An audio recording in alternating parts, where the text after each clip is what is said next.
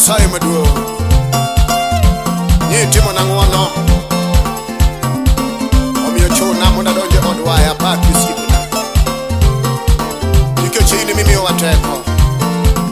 Yesu medwa teko mondo wawuoth wadhi nyime ka waonge luoro. Erokamano. In mimiyowa teko mar kalona, in mimiyowa teko mar nyono thuondego kela.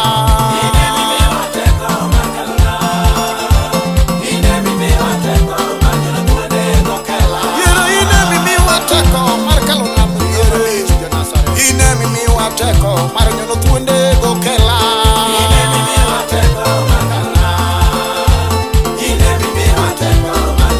Neno lwenjo chopo, ine mimiwa teko mar kalo lwenjogi. Ine mimiwa teko mar nyono thuondego kela.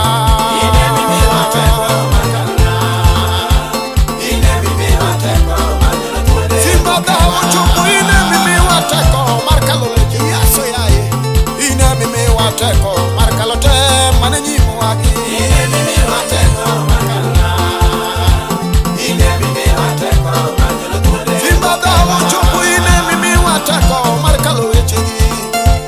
Ine mimiwa teko mar kalo weche ma nyimwa.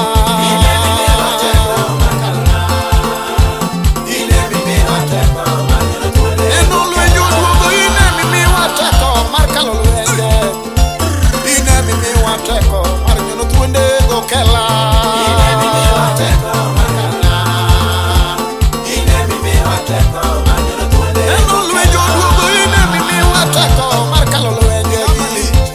Ine mimiwa teko mar kalo lweny ma nyimwa.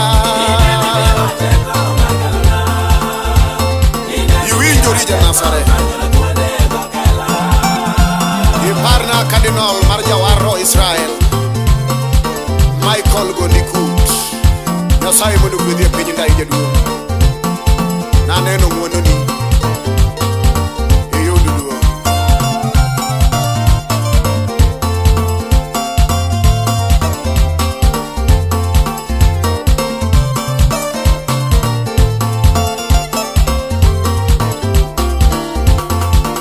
Yuno ine mimiwa teko mar kalo yamo. Ine mimiwa teko mar kalo yembe ma nyimwa.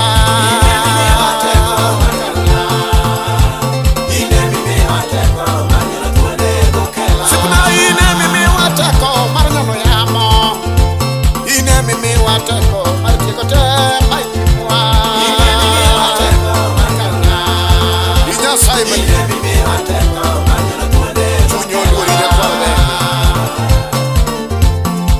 Iruoth mak pim gimoro. Yaneni e ngimana kitimo ng'wono malich. Kigola e lako to osiepna iyud duong'. Hallelujah. Otego ine mimiwa teko mar kalo thoe.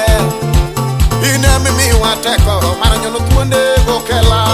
Ine mimiwa teko mar kalona, ine mimiwa teko mar nyono thuondego kela. Yuno ine mimiwa teko mar kalo lwenjegi. Ine mimiwa teko mar nyono thuondego kela. Ine mimiwa teko mar kalona, ine mimiwa teko mar nyono thuondego. Neno yamo duogo, ine mimiwa teko mar kalo yamo. Ine mimiwa teko mar nyono thuondego kela. Ine mimiwa teko mar kalona, ine mimiwa teko mar nyono thuondego kela. Iparna Bishop mari Archbishop mar Mawaro Fweny jaduong' Michael Owino Wambui kaachiel gi Mother Beatrice Adhiambo Owino. Nyasaye oting'una umalo, Nyasaye ogwedhena u. Osiepa ine mimiwa teko mar kalo nam diere. Ine mimiwa teko mar kalo yembe mar nyimwa. Iyud duong'. Neno lwenjo duogo, ine mimiwa teko mar kalo lwenje simba. Ine mimiwa teko mar kalo die ma nyimwa. Ine mimiwa teko mar kalona, ine mimiwa teko mar nyono thuondego. Neno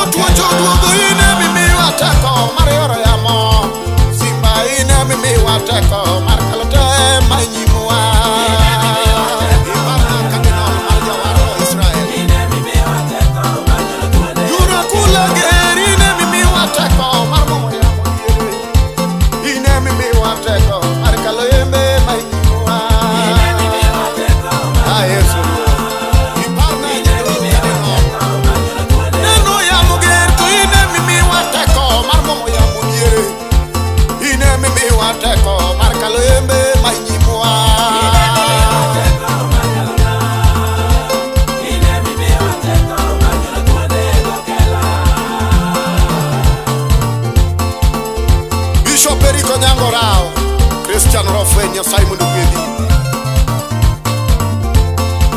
Nyasaye oting'i malo, Nyasaye ogwedhi nau. Mowaro fweny chach magendro te.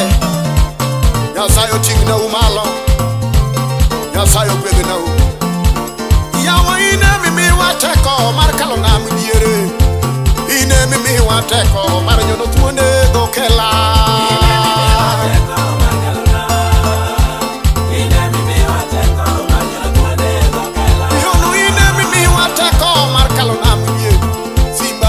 Mimiwa teko mar nyono thuonde gokela.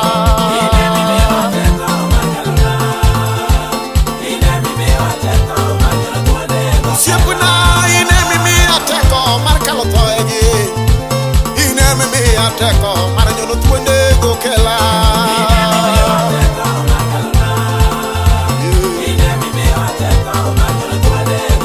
Simba ine mimiwa teko mar kalo nam diere. Mimiwa teko mar nyono thuonde gokela. Japuonjri chabe dhiambo moda biero. Nyasaye oting'i malo singona. E singo rwako roho chach.